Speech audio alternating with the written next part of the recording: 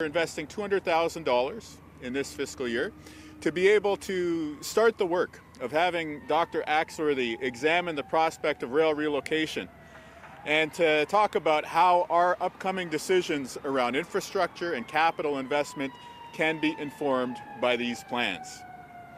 Now specifically, we're obviously here next to one rail yard in particular, but I want to make clear that this is about rail yards within the capital region generally and with a broader mandate. And so knowing full well that Dr. Axworthy has a ton of horsepower and a lot of smarts that he can bring to bear on this topic, we're going to ask him to take a global view of all these various infrastructure, economic, community, and social dimensions that come in with deliberating on the future of rail in the city, in the province, and asking what's the right mix? What's the right mix between having the rail lines continue to power our economy and then weighing that against considerations around housing, around society, around community needs? And where do we want to go from here in terms of having that interconnection between different parts of Winnipeg and Manitoba that help to foster some of the creative industries and social opportunities that we know are going to be important for the next 100 years as well. So we have a ton of exciting conversations ahead, and what we're very pleased to be here today along with many of our partners with is to say that this good work is now going to begin under the leadership of Dr. Lloyd Axworthy. That was Premier Wabkanu speaking last hour, and now here's Lloyd Axworthy on his reaction to being named the Rail Relocation Study Lead. Let me begin by thanking the Premier for entrusting me with very exciting tasks to think about the future of Winnipeg and just how much railways since the beginning of our history have played an important part in shaping who we are, what we do, and what ultimately what we can become. As the Premier mentioned, there are already lots of discussions about options that could be considered in terms of relocating.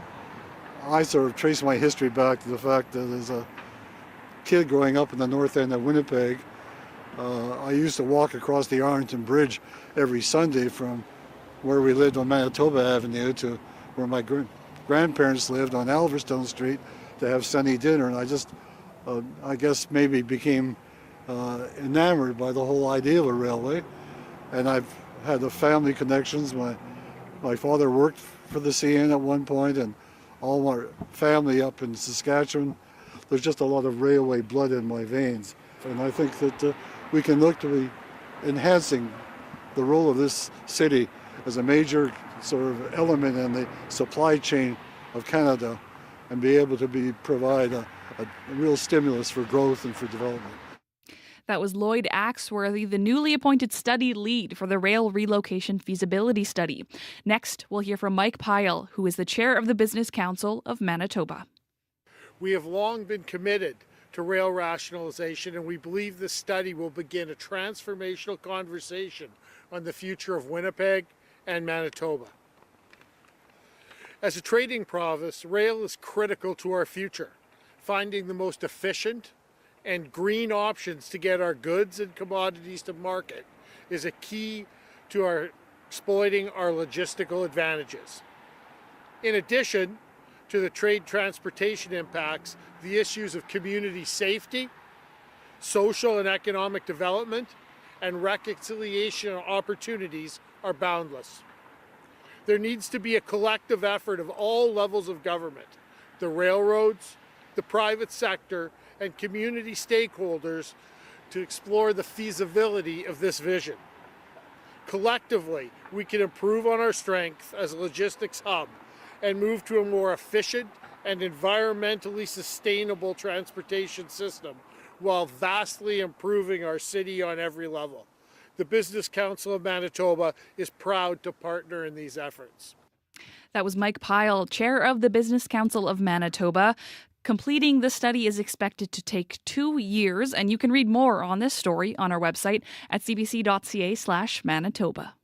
Hi, I'm Matea Roach, and I have a new show on CBC. It's called Bookends. Every week, authors from Canada and around the world will join me to discuss their latest books. We'll have best-selling authors and rising stars. Our conversations will be smart and surprising, because when the book ends, the conversation begins. Bookends with Matea Roach premieres Sunday afternoon at 1:30 in Newfoundland, 3 Pacific, and on demand on CBC Listen or wherever you get your podcasts.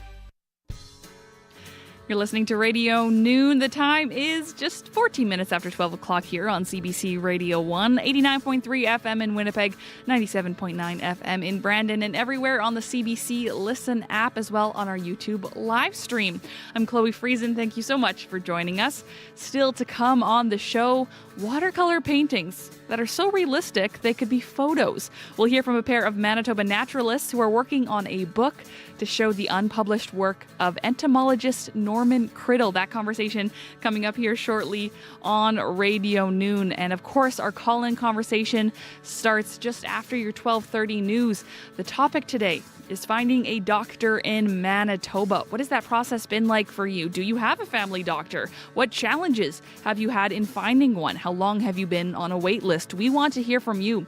You can call us on our call-in conversation. Our line's open just after the 12:30 news.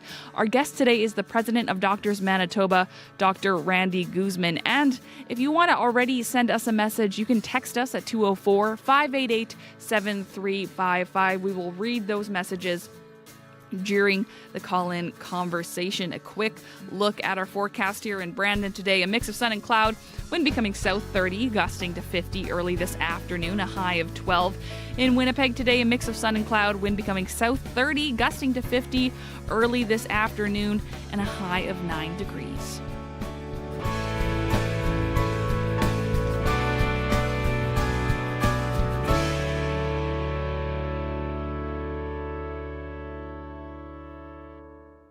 When you think about insects and prairie and woodland plants, whose name comes to mind? Our next guest wants you to think about entomologist Norman Kiddle.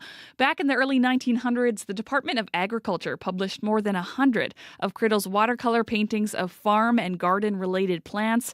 But retired ecologist Robert Wrigley knew there were hundreds more of these pieces that were never published. So he teamed up with retired botanist Jackie Kiddle to release a new book. They both join me now in the studio. Good afternoon. Good afternoon. Good afternoon. Now, Robert, let's start with you. Can you tell us more about who Norman Kiddle was and what his work as an entomologist discovered? Yes, he was the oldest son of Percy and Alice Kiddle that moved from Surrey, England in the late 1800s to an unbroken farmstead at southeast of Brandon. And he had no experience being a farmer at all. And he took his two families there to live, and they spent the first winter in tents, if you can believe it. But some of the family members became quite famous as naturalists. Stuart was a mammalogist, which was my field and how I was first introduced to the Kiddle family. And Norman was an entomologist, but also painted. And I wanted to write a paper about the scientific achievements of these two members of the family. And being a former museum director in Winnipeg here, I knew that there was a substantial collection of Kiddle materials there. So I wanted to include a couple of Norman's paintings. So when I arrived at the museum, the staff kindly brought out 4 boxes of paintings. And wow. I had no idea he had... in the 2 books, there was 103, I think, plates. And they brought out something like 600. And I'm thinking, why did he continue painting way beyond what he was required to from the Department of Canada? So it probably felt more like a paper or less like a paper and more like a book when you saw 6 boxes. Yeah, I was wondering, had he plans to do a book on plants? And also he did numerous plates of butterflies and moths too. Oh, gorgeous. So maybe he had planned 2 books. So I find it interesting that 125 years later, Jackie and I are maybe achieving what he was hoping to do. Yeah, Jackie, when Robert asks you to take part in this project, how did you feel? Well, I was thrilled, actually. And when I saw the paintings at the museum, I mean, that just sold me on the whole project. They are just amazing. And Norman was born in the Victorian era, and the interest in natural history was just booming. You know, Darwin had published his Origin of Species, and the Kew Gardens just opened to the public. So I think everybody was collecting and wanting to identify things. And the paintings were the way you did it. So Norman painted the stuff he saw in the field. And mostly he did it outside in the field. He didn't pick plants to bring inside. And so his botanical illustrations became instructive for people who wanted to understand and identify their plants, with doctors, gardeners, farmers. That's how you did it. The photography was just in its infancy. Right. Film had just been developed, and it was all black and white. So photos did nothing. So these color illustrations were where you went. I've only seen we're showing photos on our YouTube live stream right now, and I've only seen these photos. They're absolutely gorgeous, just even on screen. But you folks have seen them up close and personal in these original paintings. What was it like touching and going through these paintings? It was quite a challenge to select our favorites, actually. I believe it. We had to limit ourselves to about 200. And Out of around 600? Yeah. Okay. Yeah, and some of these were really charming pictures that he had painted on all kinds of funny scraps of paper, because back in those days, you couldn't go to the local store and buy really nice booklets to paint on. And so he's got charming pictures of cows in the field and landscapes of the Carberry Sandhills. And do you think is it known whether he did some of those? A lot of it was for science and for keeping track of things.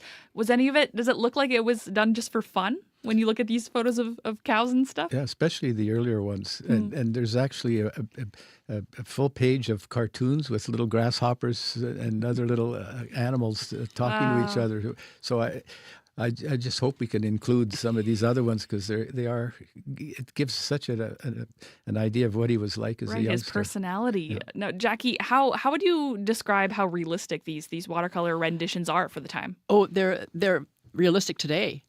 They're very excellent because you have to do colors correctly and all the detail. And I mean, even today, I identify plants, and there's a lot of keys, and books have a lot of descriptions and words, but a picture is worth 1,000 words. And in a painting, Norman could convey little details like the hairs on the stem, the shape of the petals. Whereas it would take about 3 photos even today to convey the same information you could do with one painting. Right, So, and you identify and provide scientific names for these. That's correct. Photos in the yes. book. Did Norman make it easy for you? Oh, yes. Well, and many of them he sent to Ottawa to be identified if he didn't know what they were. Yeah. But the names, of course, change over time. So we're putting the most up-to-date names. But Right. no, it's very easy because he's got everything. There's a prairie plant called the dotted blazing star, which is quite a beautiful spire of pink flowers that gardeners know as liatris. And the dotted blazing star has little dots on the leaves. And Norman's painting, you can see the dots on the leaves and the whole plant at the same time. So this is the Wow. kind of detail. The angles he chooses. Well, just the detail, because you would have to get really close up and personal, that he's got it right there. You don't just have to glance. Right. There it is. I'm curious. Okay, so you mentioned that plant, and Robert, you mentioned that it's hard choosing favorites because you had to go from like 600 down to 200. But do you have a favorite when we were going through it? Did anything stand out to you as like, oh, we got to put this in there? We kept saying that all the time. We had a whole series of yes and then maybes and And only maybes. Yeah. Yeah. Yeah, I think one of my favorites are the butterfly plates. They show maybe 12 different butterflies like monarchs or sphinx moths. They're really quite pretty. I love it. I'm a big fan of moths myself, so I'll have to take a look at that once the book is out, of course. Robert, why do you think that some of these paintings were left unpublished? Why do you think they were just still in these boxes? That was a question I tried to locate in his diary, but there's no mention of plans for a book at all. He may just have kept on painting because he enjoyed doing it. I love it. I'm curious from both of you. What do you hope people get from this book of Norman's paintings and just his work as an entomologist? Jackie, we'll start with you. I think the appreciation of the amount of work he put into this, and the knowledge he had, and the dedication he had to finding all these plants and going around the land that they had, and just painting. Yeah. What about you, Robert? What do you hope people remember about Norman Criddle? I would like to think that Norman's love of nature and conservation of biodiversity come through in this book too, because he collected species of insects. I'm not sure about the plants that have never been found again. They're basically gone. And he collected the last live locust that used to plague the North American plains. Oh, wow. And so that whole species is extinct. So I'm hoping that people will, from the book, will enjoy the beautiful colors of plants and go out in nature and look for some of these. Mm-hmm. Any idea on when we'll be able to hold the book in our hands? I'm hoping for not this Christmas, but next Christmas. Okay, so save your Christmas list for next Christmas, and you can put the Norman Criddle book on your list. Okay, Jackie and Robert, thank you so much for joining us this afternoon. My pleasure. Jackie Crindle is a retired botanist, and Robert Wrigley is a retired ecologist. They're working on a book showing the unpublished illustrations of insects, prairie, and woodland plants by Norman Criddle.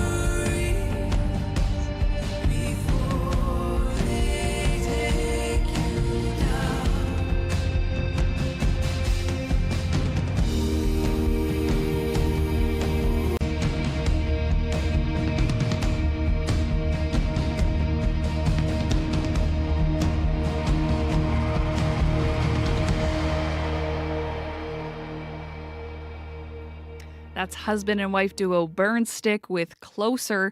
And a fun fact, the duo has been writing music together since their very first date. You're listening to Radio Noon here on CBC Radio 1.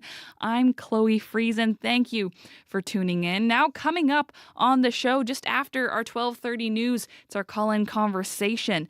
And today's topic is about family doctors and finding a family doctor. Have you had a tough time finding a doctor here in Manitoba? Were you on wait lists for how long? How did you finally find one? Doctors Manitoba, citing government statistics, says there was a net gain of 133 physicians during the last fiscal year. Has that made a difference? We will find out more from Dr. Randy Guzman. He's the president of Doctors Manitoba, and we also, of course, want to hear from you. So after the 12:30 news, you can call us at 204-780-0893, or you can text us. Those texts you can already start sending. The number is 204-588-7355.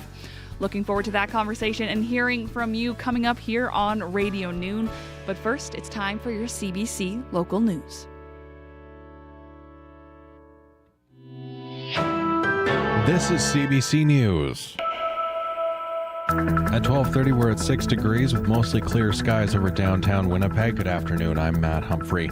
Manitoba Premier Wab Kinew has called in a former federal cabinet minister to pilot a study on rail relocation in Winnipeg.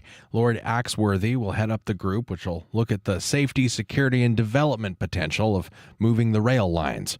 He says the rail lines are open to talking about the possibilities. Premier Kinew says the province is committing $200,000 and hopes it will have both long and short-term plans. Maybe there's some quick steps, some low-hanging fruit that we might be able to proceed in the next few years type of timeline, while carrying out a longer-term plan for some of the bigger aspects of rail relocation that might take more like a decade or two to pursue. Axworthy was one of the key figures in the creation of the Forks, transforming it from a former rail yard. In 2016, the former NDP government had commissioned a study on rail relocation, but it was cancelled when the Conservative government was elected.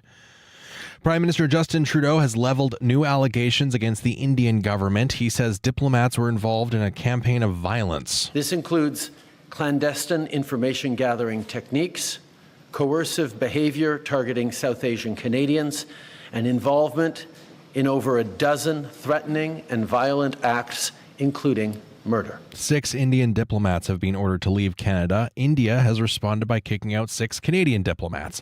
And while Parliament deals with the political fallout, the Foreign Interference Commission is looking at ways to protect our democracy.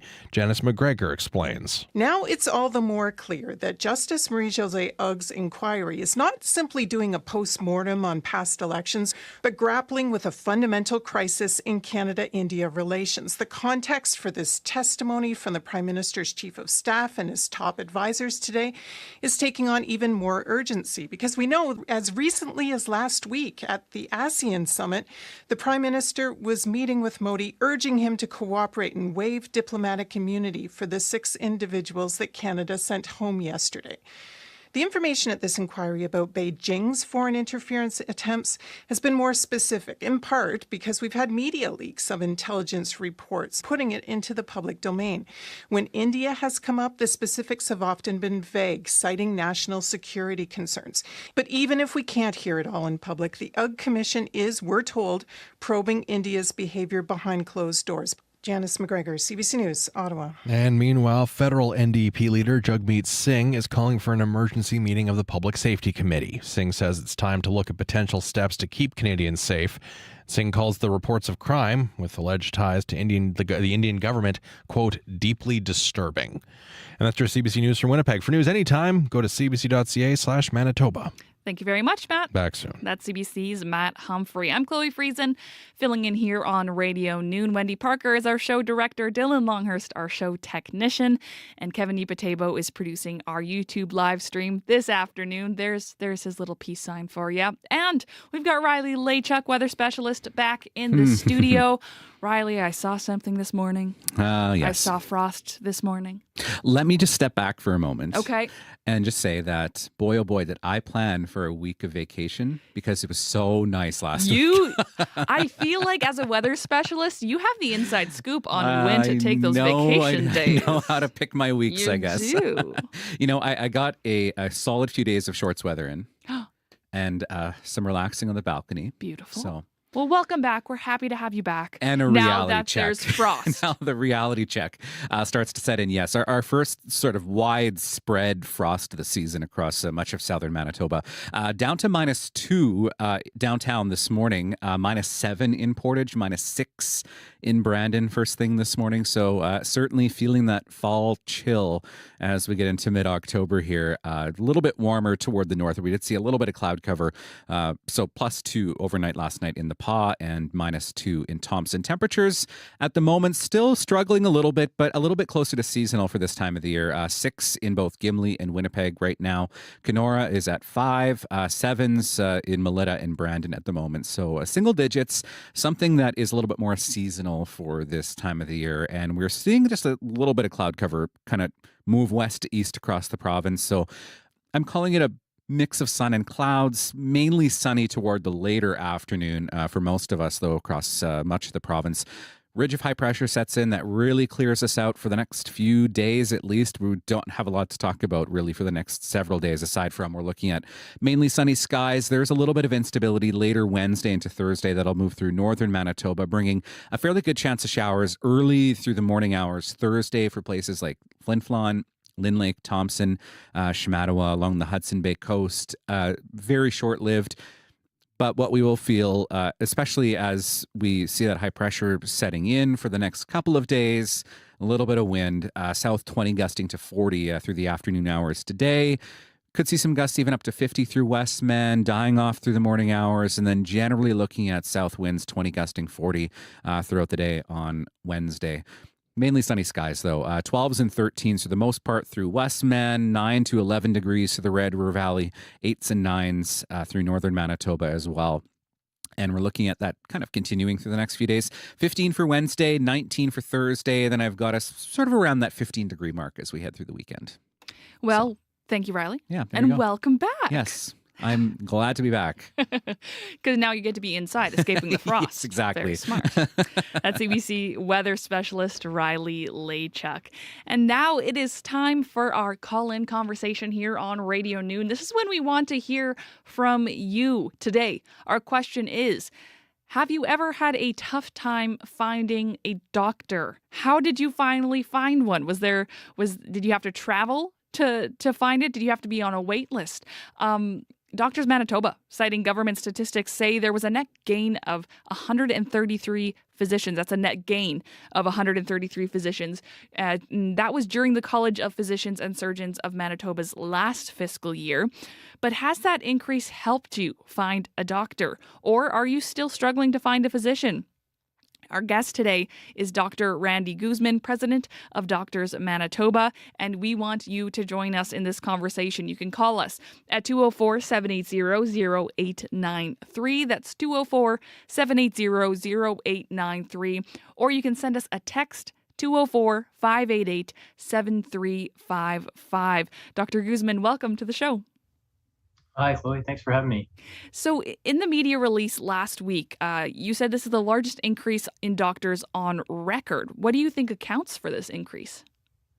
So I think it's one point in time. It's an increase, which is a record. It's 133 versus like 83 some 10 years ago. So I think it's a reflection of a few things. One is really a historic agreement with Doctors Manitoba and the government, so that incentivizing and making work better for physicians, recruitment and increasing medical school spaces as well, and reducing administrative burden. I think those are the three top reasons.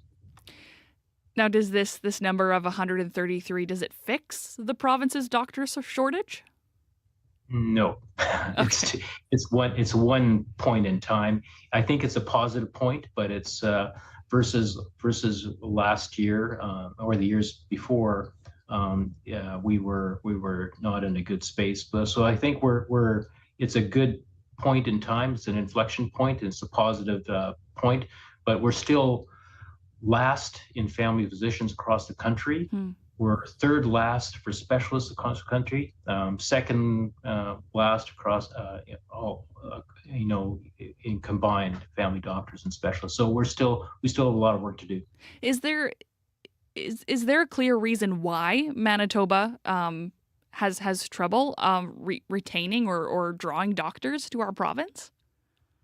I think it's a complicated answer. I think there have been historically low numbers of medical school placements. So I think that was a government thing from, decades ago. And, we are suffering the effects of that now. Increasing administrative burden, increasing retirements, having recruitment incentives that probably lag behind other provinces. And so those are some of the issues, and technological probably advances that we could be having more of in Manitoba. Do we know how many doctors have been lost during the last fiscal year, and what accounts for doctors leaving? You mentioned retirement. Yeah, so I don't have the numbers in front of me, but basically, so the 133 is the net gain, and so I think the number is something like 150 out, but I can't remember the exact number of retirements. But I think it's a significant issue, and in terms of retaining the people you have, right? So if we can reduce the number of retirements, retain the people we have, that'll reduce the outflow and allow more doctors to serve more patients. And we want to hear from you. You can call us at 204-780-0893 or text us at 204-588-7355. If you want to share your journey of finding a family doctor, maybe you still haven't found a doctor, maybe you're on a wait list, let us know what your situation has been like. Dr. Guzman, where's the challenge of finding a doctor been most pronounced in the province? Are there certain areas of Manitoba that are really struggling right now? Yeah, no, it's a good question. I think family docs are key, and I think I think there are about 150,000 people who don't have a family doctor, so that's a big problem. And rural, I think, is a even bigger problem. So I think those would probably be the two key areas. Specialists also are in shortage too, but I think family docs is probably the main issue. Have we seen any sort of ability for more folks to find family physicians? What's included in that 133 net gain? Do we know if there's family physicians within that number? I don't have the breakdown, but there are more family doctors certainly in that. I think it's mostly family doctors that would be in that increase. So I can't give you the exact number, but it's mostly family docs. But again, the number is a positive inflection point in time. We need to see persistent trends. So it's not going to affect patients immediately. We need to have persistent advocacy and recruitment. Our province, as Dr. Guzman mentioned, has the worst per capita rate of family doctors in Canada. What do you think of that? What comes to mind when you hear that statistic? You can call us at 204-780-0893 or send us a text at 204-588-7355. Now, Dr. Guzman, what do you hear from practicing doctors about how the shortage impacts them? Well, I think everybody's kind of struggling in terms of their workload. I mean, with less doctors, there's just more patients, and patients wait more, and they can't find a family doc. They have longer times for the specialist, the longer times for the surgeries.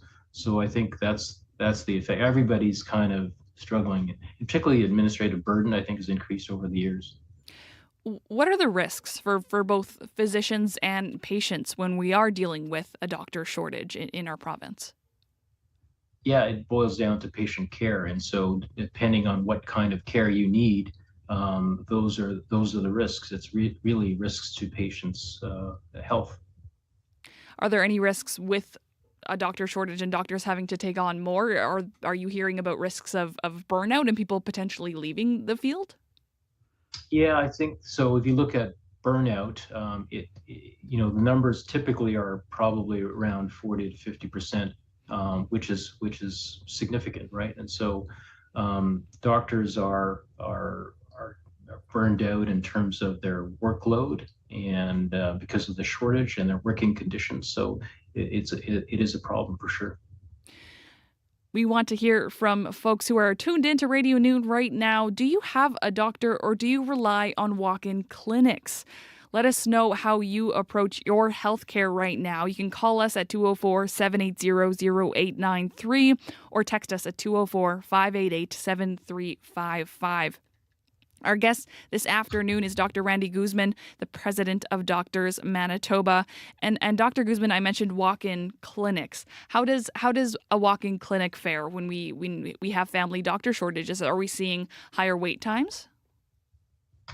Yeah, I can't speak to that exact question in terms of walk-in clinics, but I think people go to walk-in clinics because they can't sometimes get to their family doctor, and so I think you stress one area because you don't have access to another area. So I think it's all a domino effect. How confident are you that this upward trend will continue of a net gain of 133 physicians? Could we see similar numbers in the next fiscal year? Yeah, I'm encouraged by the number, but we do need to wait and see if this is going to be a persistent trend. I think government is listening, but we need to continually advocate for transparent recruitment and compensation for in relation to other provinces, because we are actually competing with other provinces, right? And retain our grads. We need to retain our own grads, right? How do you do that? How do you make sure that recent graduates choose to stay in Manitoba? I think you have to make the working environment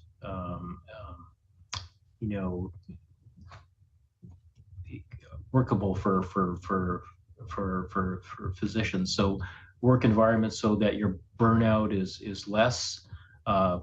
Team-based care is another area, so that's underutilized and should be another area of emphasis. I think it's really just it's not you don't want to work in isolation. You want to work with teams and work with other physicians and work in conditions that allow you to provide the best care to patients. What work still needs to be done here? Where do you think our focus needs to be, whether it's from leadership, from government, or from all of us here in Manitoba? What work still needs to be done? I think there are a few areas. I think I think medical school number of placements are increasing. So I think it's up to 140 next year. So that's one thing. I think continuing to work on reducing burnout. So there is a task force. A report just came out in order to address some of the issues and focus some of the efforts in terms of reducing administrative burden for physicians. And again, recruitment efforts to be more aggressive and transparent. Now, Dr. Guzman, we do have a few texts that have come in, and I'm curious about your response here. We got a text. Someone says, "I'd like to know how to find a family doctor. I really value my health, and I want my own family doc. My previous doctor retired. What is the go-to first step here?" So there are a couple of things. One is if you're in with your doctor who's retired, if you're in a clinic and they work in a clinic, you ask if there's anybody that's taking over. There is online, and Doctors Manitoba has provided this, a family doctor finder and a number. So if you Google family doctor finder, it's easy to find, and the number is on there as well. And you can post it if you want, but it's 1-866-690-8260. But it's online. But that's a good way to find find a doctor. And the other way is really to ask a friend or a particular family member that's who has a family doctor, and maybe they can take them over. And that text was from Jewel. So thank you, Jewel, for that message. I'm sure many other Manitobans had a very similar question. We got another message. We'll just scroll down here. Thank you, Wendy. The text says supports are impossible for family doctors and their families to access. And this is in regards to burnout and physician burnout. Mental health is at an all-time low and rates of drug abuse and suicide are up. Being remote combined with crushing scheduling is a recipe for continued burnout. So not a question, but just a comment on how physicians and family doctors and their own families are doing right now. Dr. Guzman, is this something that you're hearing from physicians and their families? For sure. It's a real issue, and doctors are not immune to the stress and to the work of taking care of patients and the workload. So I completely understand the situation. There are some supports at particularly Doctors Manitoba, and if you go online for that, you can find some supports for that for sure. So please reach out if you're feeling burned out or stressed. There are supports. Dr. Guzman, thank you so much for joining us this afternoon. Thank you so much, Chloe. Dr. Randy Guzman is the president of Doctors Manitoba. Your local news at your fingertips. CBC News has a local news app made for your phone or tablet. So don't waste time scrolling for the local stories you want. Just download the app to get the information that matters to you when it happens. And how you want it. Another way to get your local news. The CBC News app. Download it today.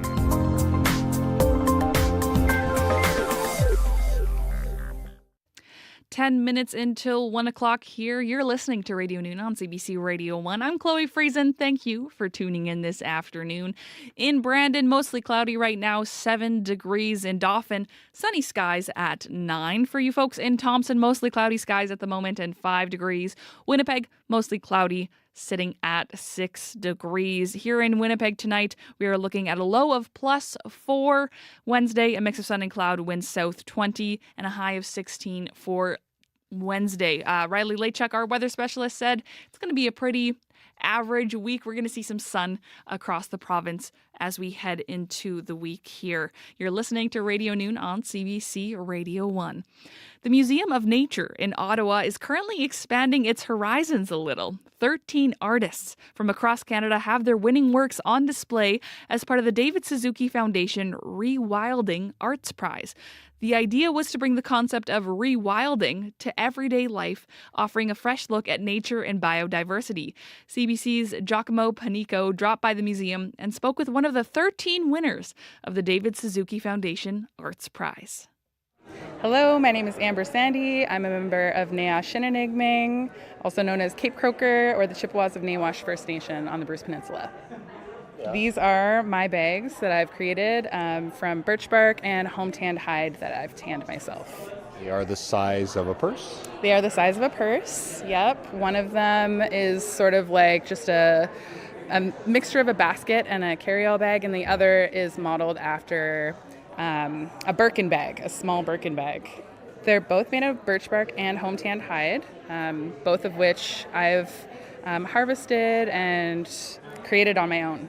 Yeah, Anishinaabe people have been using birch bark forever, and so this is not a traditional use of birch bark. However, this is my take on how we can continue to honor our relationship with birch trees and really be able to use them in everyday usable ways, as we still do. And tons of people use birch bark, and we make baskets for food and for ceremony and for all sorts of things. So this is my way of sort of showing that these traditions are thriving and alive and beautiful, and they are modern as well. Beautiful is an understatement. They're amazing. They're incredible. Well, what's it like here to have this in a national museum? To be at a national museum like this is just unbelievable. Never in my wildest dreams did I think that my work would win an award like the David Suzuki Rewilding Arts Prize, but it's kind of mind-blowing. This is my first time ever showing any of my work. I'm so happy to see my work here and excited that other Anishinaabe people will be able to walk through and see this beautiful work for the next year. For you, was this a newer medium, or have you always been interested in birch bark?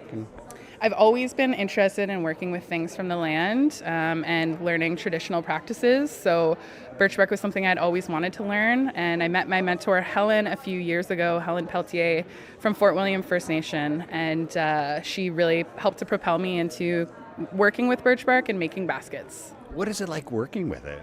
It's almost indescribable. From the moment that you find a tree at the right time when you're supposed to be harvesting and you give your offering and you cut down that tree, when it gives itself to you, the birch pops off the tree and it literally gifts itself to you. It's the most incredible feeling in the world. And to be able to work with that material is just, it's like building on a relationship that has been going on for millennia, and it just feels right. The way you describe it, it feels almost like a privilege and honor. It is a privilege and an honor. I mean, for a lot of our traditional practices, there's a lot of understanding of relationships, even with your mentors, before you can get into actually using these things or doing these practices. There's a lot that goes into it beforehand. So there's so much meaning in it. And working with them is like working with your family, your cousins almost. Rewilding just opened at the Museum of Nature in Ottawa, and it features the 13 winners of the David Suzuki Foundation Arts Prize. Now we're going to take you from Ottawa to Saskatchewan, and that's where Brad Proudlove is the last resident of the ghost town of Rosefield, Saskatchewan. He used the desolate landscape around him as inspiration for a new record called Nuisance Ground. From that, here's Brad Proudlove with Young Saskatchewan. You remind me of before we grew up, and summers lasting forever. Swimming in the lake till we ate, and we were all there together. In my 16th year, water still real clear. We knew you weren't getting better.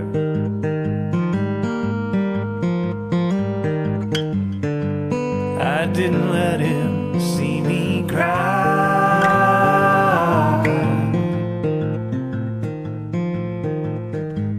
I thought he would live forever. It could be like this forever.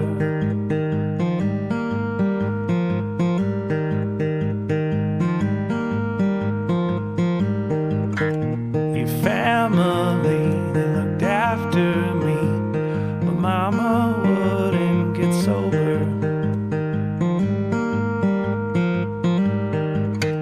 I dropped out of school like a goddamn fool, but someone had to take over. Dreaming of your face, working night and day, but I can rest come October.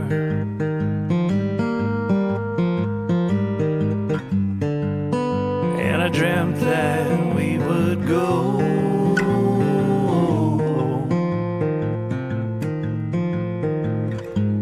and leave this damn place forever. I still believed in forever. Let's leave this damn place together.